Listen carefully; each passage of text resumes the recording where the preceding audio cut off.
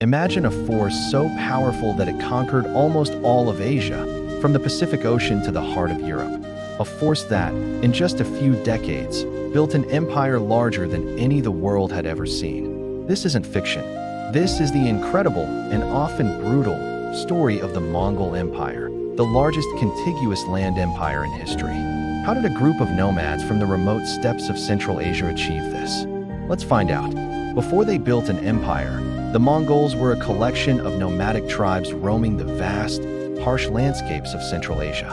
Their lives were spent on horseback, herding livestock, and constantly moving. This lifestyle forged them into some of the most skilled horsemen and archers the world has ever known.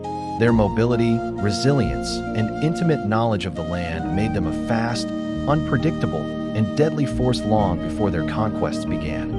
Everything changed in the early 13th century with the rise of one man, Genghis Khan. Born with the name Temujin into a world of constant tribal warfare, he possessed a brilliant strategic mind and an absolutely ruthless determination. Through a series of brutal conflicts and clever alliances, he did the impossible. He united the feuding Mongol tribes under a single banner. He forged them into a disciplined, loyal army, and in 1206, he was proclaimed Genghis Khan, the universal ruler, ready to unleash his people upon the world. So what made the Mongol military so unstoppable? It was a perfect storm of speed, strategy, and sheer terror. Their army was composed almost entirely of cavalry, meaning they could cover vast distances at incredible speeds, outmaneuvering and surrounding their slower, infantry-based enemies. Every warrior was a master archer, able to shoot with deadly accuracy from horseback. But their greatest weapon was often psychological warfare. They cultivated a reputation for utter ruthlessness, offering cities a choice: surrender and live, or resist and be annihilated. This spread fear far ahead of their armies, causing many to surrender without a fight. With Genghis Khan at the helm, the Mongol war machine thundered across Asia. They first turned their sights on the powerful kingdoms of China, then swept west. From the great cities of the Khwarezmian Empire in Persia to the plains of Russia, kingdom after kingdom fell. Their conquests were swift and devastating. The map of Asia was being redrawn in blood as ancient dynasties, and powerful empires that had stood for centuries were wiped from existence, absorbed into the ever-expanding Mongol dominion. The Mongols weren't just experts at open-field battles. They became masters of siege warfare. Initially, they struggled against fortified cities, but they were incredibly quick learners. They would capture engineers and artisans from the lands they conquered and force them to build advanced siege engines like catapults and massive trebuchets. They even adopted early gunpowder technology from the Chinese. With this borrowed expertise, no wall was high enough and no fortress was safe. But to dismiss the Mongols as mere destroyers would be to miss half the story. To control such a vast and diverse territory, they created a surprisingly sophisticated system of governance. Genghis Khan established a written legal code known as the Yasa. They created the Yam, an ingenious and highly efficient postal relay system, where messengers on horseback could cover hundreds of miles a day, carrying information and decrees across the empire.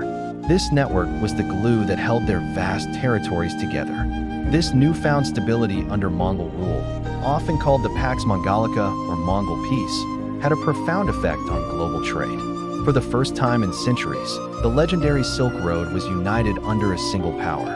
The Mongols fiercely protected the trade routes, making travel safer than it had ever been. This allowed for an unprecedented flow of goods, ideas, technologies, and cultures between the East and the West. Marco Polo's famous journey was only possible because of this Mongol-enforced peace. Genghis Khan died in 1227, but the empire he created did not die with him. His sons and grandsons, like Ogidi and Kublai Khan, continued his conquests, pushing the empire's borders even further.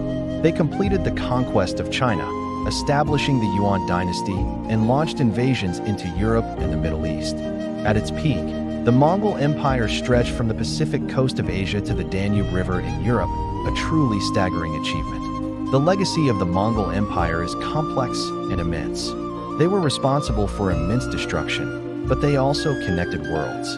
They facilitated the spread of technology like gunpowder and the magnetic compass to Europe, which would in turn fuel the age of exploration. They reshaped political boundaries, influenced military tactics for centuries, and created the conditions for a new era of global interaction. The Mongols were far more than just conquerors. They were nation builders, administrators, and the architects of a world-changing empire. Their story is a powerful reminder of how a small group of determined people can rise from obscurity to change the course of history forever. What do you think was the most impressive achievement of the Mongol Empire? Was it their military genius, their vast trade network, or something else entirely? Let us know your thoughts in the comments below. And if you enjoyed this journey into the past, don't forget to like this video and subscribe for more incredible history stories. Thanks for watching.